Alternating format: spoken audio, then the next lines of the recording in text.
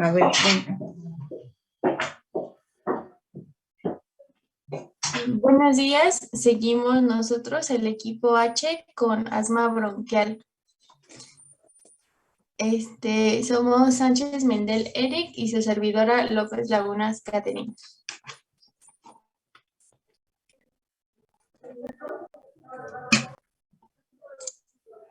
Tenemos que el asma se va a definir como una enfermedad inflamatoria crónica de las vías aéreas en las que van a participar diversas células y mediadores químicos. Esta inflamación crónica nos va a provocar un aumento de la hiperreactividad de las vías aéreas, lo que nos va a conducir a episodios de tos, sibilancias, disnea y un aumento del trabajo respiratorio, principalmente en la noche, en la madrugada o las primeras horas de la mañana.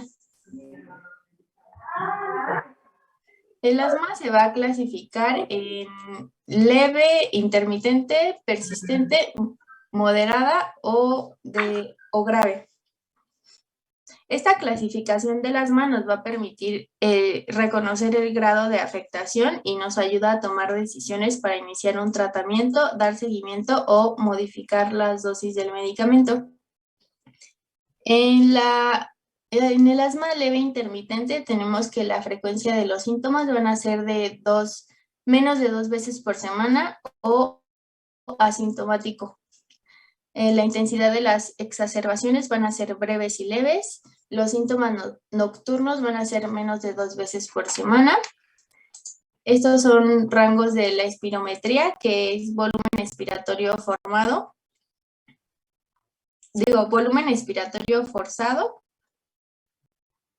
que va a ser más del 80%, y el otro es flujo expiratorio máximo, que es más del 80%.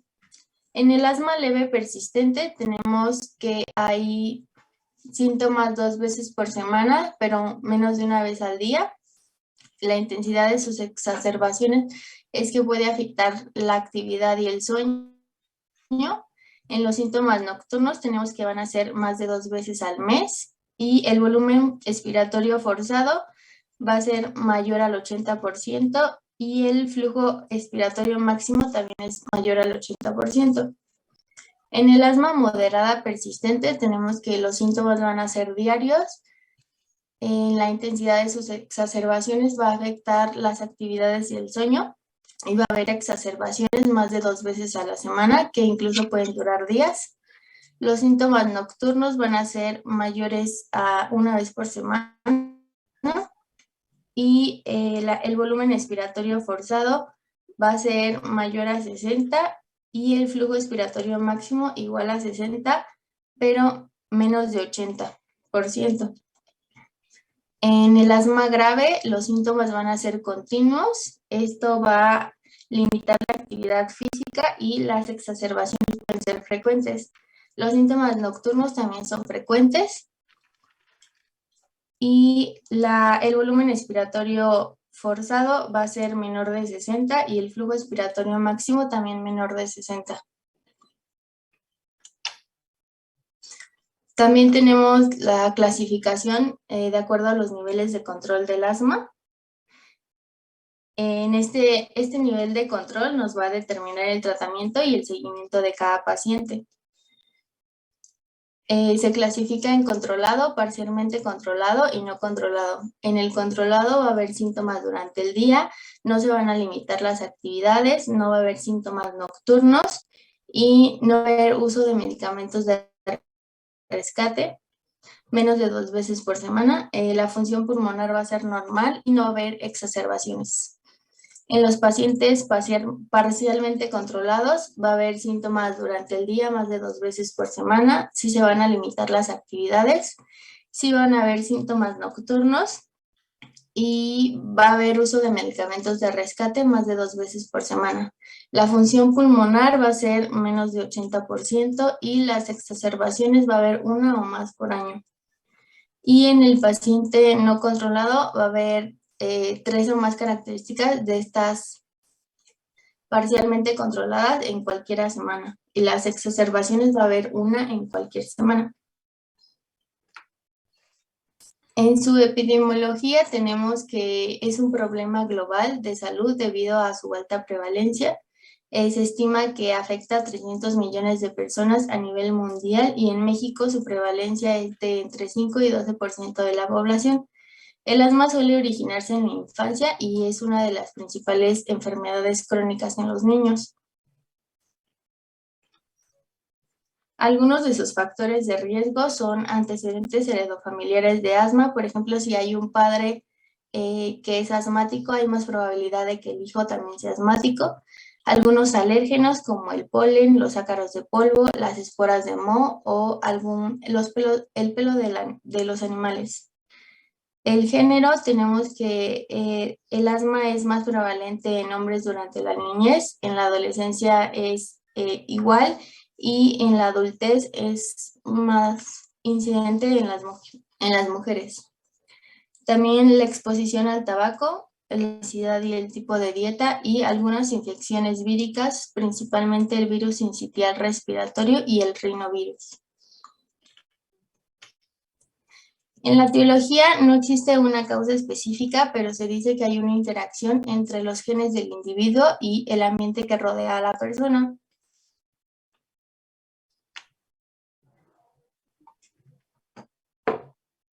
También tenemos algunos factores que exacerban los episodios de asma. Algunos de estos son los alérgicos, porque hay una interacción del antígeno con la inmunoglobulina E, en la que el paciente puede mostrar una extrema reactividad y cantidades pequeñas de antígenos nos va a producir una exacerbación grande. El asma alérgica suele ser estacional y más frecuente en niños y adolescentes. Algunos agentes farmacológicos. Los fármacos que se asocian con mayor frecuencia a episodios agudos de asma van a ser la aspirina y los antiinflamatorios no esteroideos como indometacina, naproxeno e ibuprofeno. En los contaminantes, diferentes contaminantes en el aire como el ozono, el dióxido de nitrógeno o el dióxido de azufre, o en las áreas de trabajo por exposición a sales metálicas como platino, cromo, níquel o polvos de madera pueden exacerbar los episodios de asma. En las infecciones hay infecciones virales que son causa frecuente de exacerbación debido a un incremento en la inflamación local de las vías aéreas. En el ejercicio tenemos dos teorías por qué exacerba el asma. Una es que por hiperventilación va a estimular la liberación de mediadores provocando una obstrucción bronquial, y la otra es por un recalentamiento de la vía aérea, que al hacer ejercicio primero se va a enfriar al entrar aire seco y frío, y al terminar ejercicio las vías aéreas se van a recalentar, originando vasodilatación, edema y obstrucción bronquial. Y por último tenemos las emociones, principalmente el estrés. Este puede ser suficiente para que un paciente asmático presente broncoconstricción.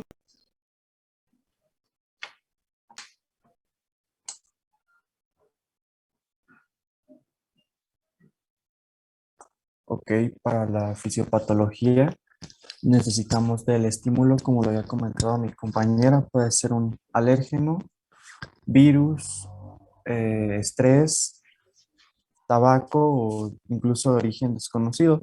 Va a ocasionar una respuesta inflamatoria.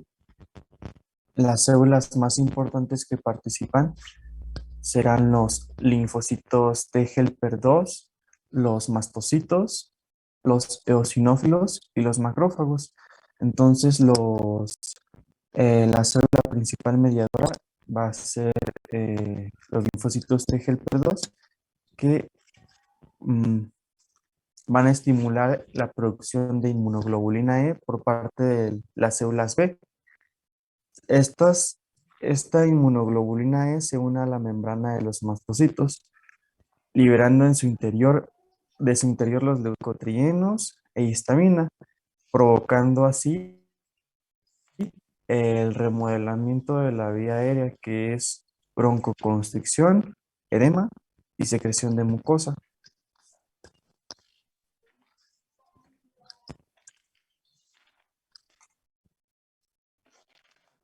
Todo esto, al estar mediado por la inmunoglobulina E, es una hipersensibilidad tipo 1. Todo esto ocurre desde tráquea hasta bronquiolos terminales.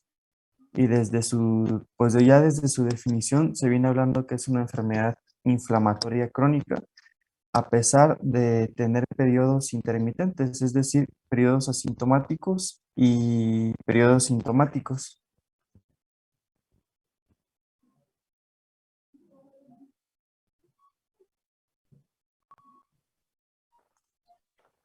Bueno, ya en el cuadro clínico, estos síntomas tienen una característica de ser episódicos y ser variables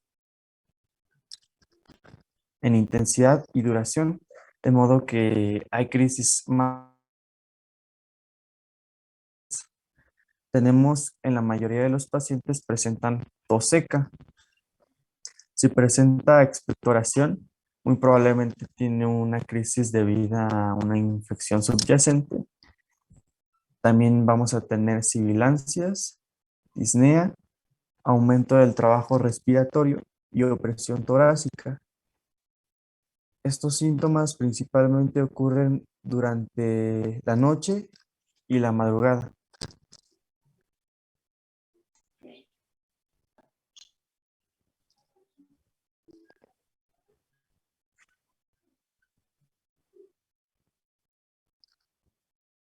En el diagnóstico es importante interrogar si sus familiares de primer grado, papás o hermanos, tienen asma porque pues está muy relacionado.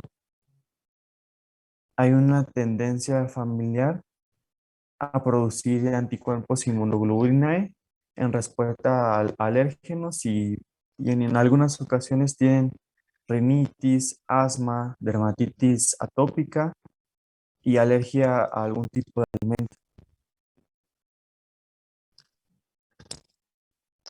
Aquí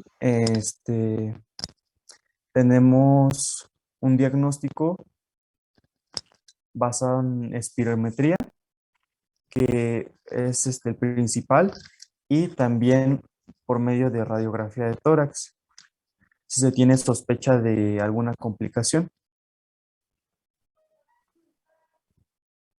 Aquí tenemos en la radiografía de tórax una hipersuflación debido a que, pues, como como hay una dificultad variable para el flujo expiratorio, pues se queda atrapado el aire. También tenemos el aplanamiento del diafragma, por lo mismo, una disminución de los arcos costales y ángulos costodiafragmáticos abolidos.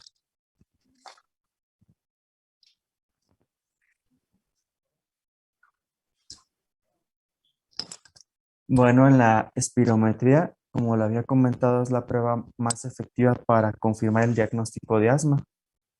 Aquí se van a ver afectados la capacidad vital forzada,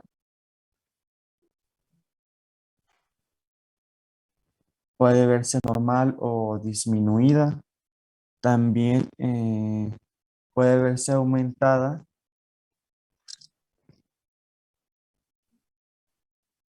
el volumen expiratorio forzado en un segundo.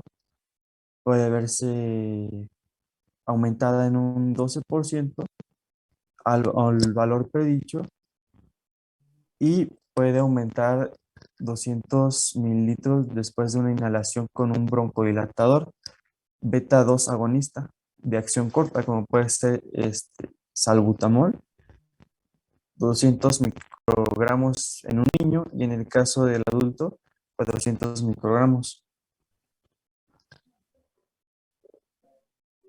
Asimismo, la situación de FEBI sobre FVC que se encuentra disminuido.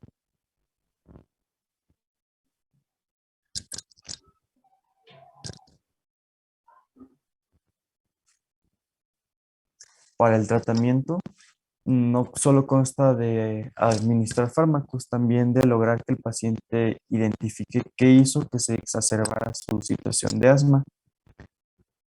El objetivo pues es alcanzar una oxigenación, una saturación mayor al 90% y administrar una inhalación de un beta agonista de acción rápida de forma continua durante 1 hora, como puede ser el salbutamol. Y,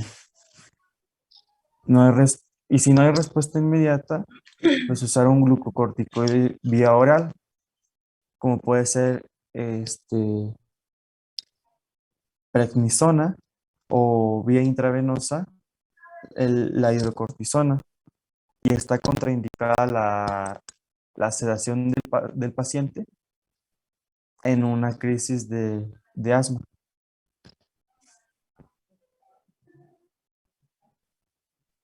Y pues ya sería todo.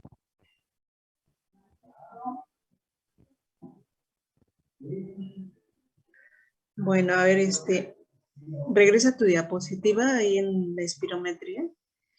Eric,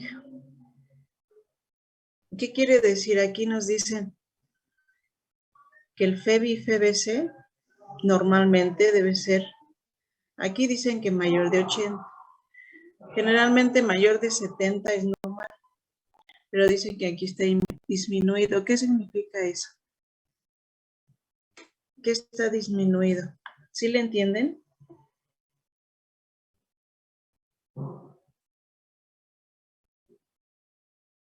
Eric, ¿tú le entiendes?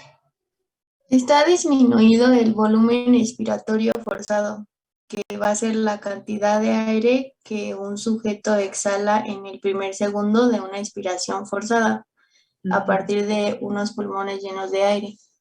¿Quién eres? Catherine. Catherine, ok. Entonces, ¿qué significa? Que va a haber obstrucción al flujo.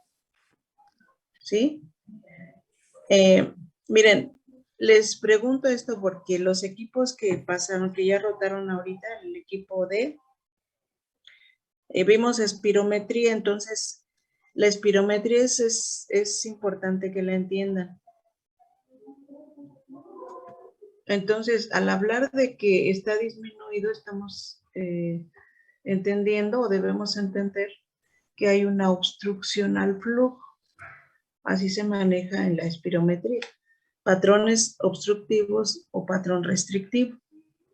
Pero aquí en este caso, en el asma, nos dice, esto es mayor de 70. No sé de dónde sacaron esta diapositiva.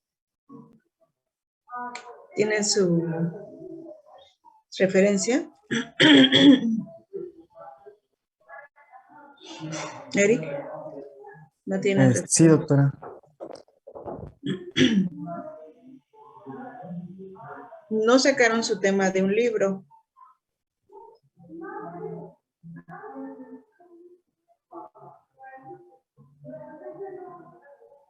Está hablando.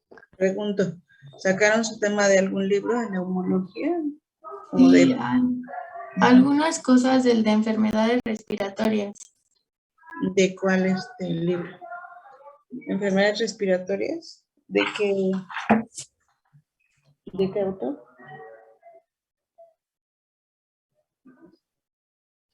Enfermedades del aparato respiratorio. ¿Y ahí no venía espirometría? Sí, sí venía. ¿De qué autor? Su apellido es Valle, pero no recuerdo su nombre. ¿Y no sacaron lo que es espirometría de ese libro? Venía la descripción de cómo aparecían en asma y esta tabla la saqué de internet. Miren, yo les insisto mucho en que se basen en el libro de texto, porque ahí les explican en forma un poquito, bueno, más integral todo el tema. Si algo falta ahí, pues entonces ya búsquenlo en otro lado o en otro libro, también de neumología. Porque miren, aquí vemos valores, estos valores, el FEB y FEBC se considera normal más allá de 70, no de 80. Entonces, no sé de qué, no sé de qué, pues a quién corresponda o de qué lugar estamos hablando.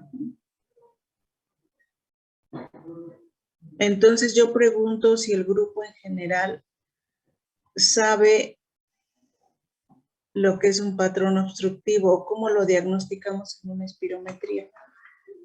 Que esto va muy relacionado también con el EPOC. O sea, pacientes con EPOC, la espirometría es un estudio, pues prácticamente nos va a decir qué función pulmonar tiene el paciente, si ya está disminuida, si hay un patrón obstructivo y qué grado de obstrucción tiene el paciente. Por eso yo les comentaba al equipo G, lo que es esta Kenia,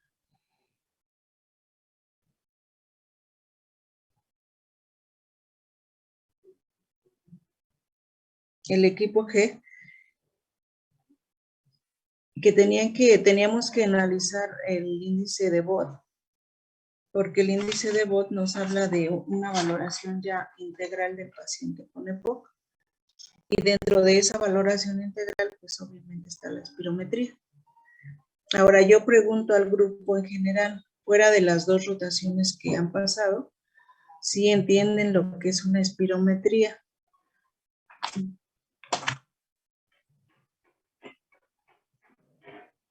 Chicos.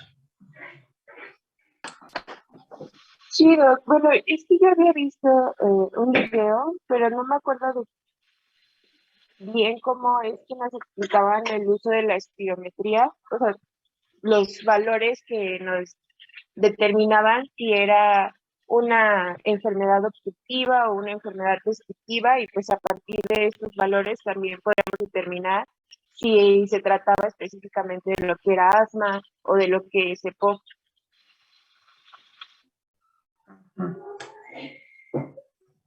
Miren, déjenme entonces les paso unas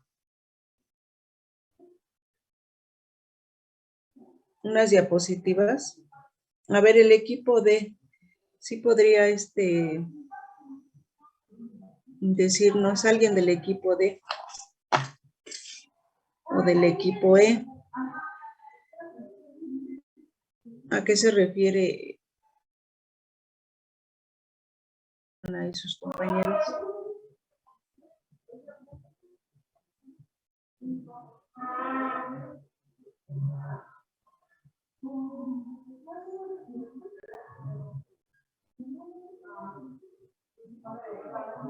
A ver, Michelle o Gloria o Diana o Felipe. ¿Qué significa volumen expiratorio forzado entre la capacidad vital forzada?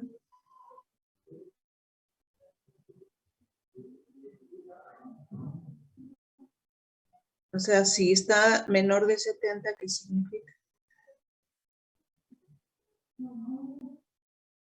Que hay un patrón obstructivo. Así es, que hay un patrón obstructivo. ¿Sí? Entonces, aquí ya tenemos que definir bien, entender bien lo que es la espirometría para poder hacer diagnóstico. Porque si no entendemos una espirometría, entonces pues no vamos a poder hacer un diagnóstico. Ni de EPOC, ni de asma.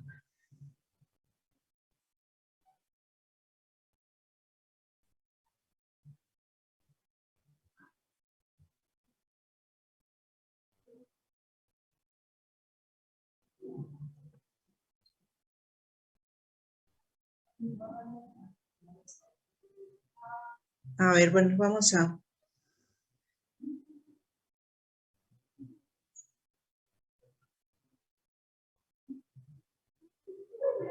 ¿Me dan compartir pantalla, por favor?